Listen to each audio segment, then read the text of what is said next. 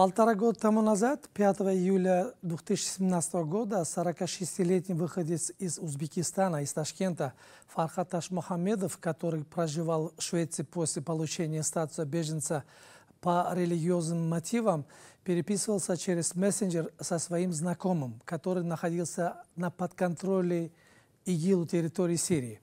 Он просит своего друга из Сирии найти ему механика Швеции для ремонта машины. «Брат мой, лучшие механики у вас там», — отвечает тот. «Или тебе нужен кто-то, кто может украсить машину для свадьбы?» И пообещал ему найти механиков.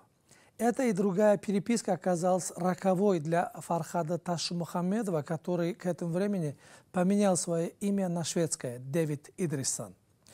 Прокуроры включили это в качестве доказательств против Дэвида Идрисона и еще двух мужчин: 39-летнего кыргызстанца Атабека Абдуллаева и 30-летнего узбекистанца Бахтиёра Умарова, которых обвиняют в подготовке террористического акта в Швеции.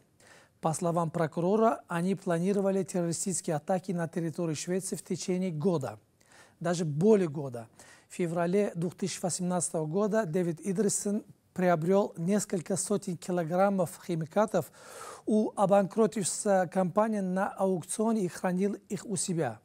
Также обвиняемые пытались приобрести 3 фальшивых паспорта, что, по словам прокурора, свидетельствует о том, что мужчины хотели покинуть страну после теракта.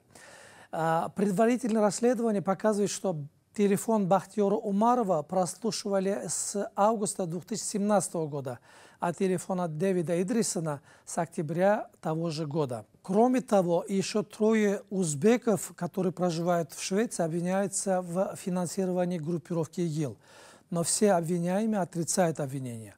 Суд начинается 7 января, то есть через 8 дней.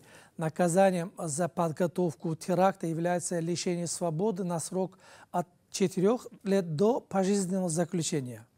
Напомню, еще один узбекистанец Рахмат Ахилов был приговорен пожизненно за убийство 5 человек и в попытке убийства 119 человек в Стокгольме.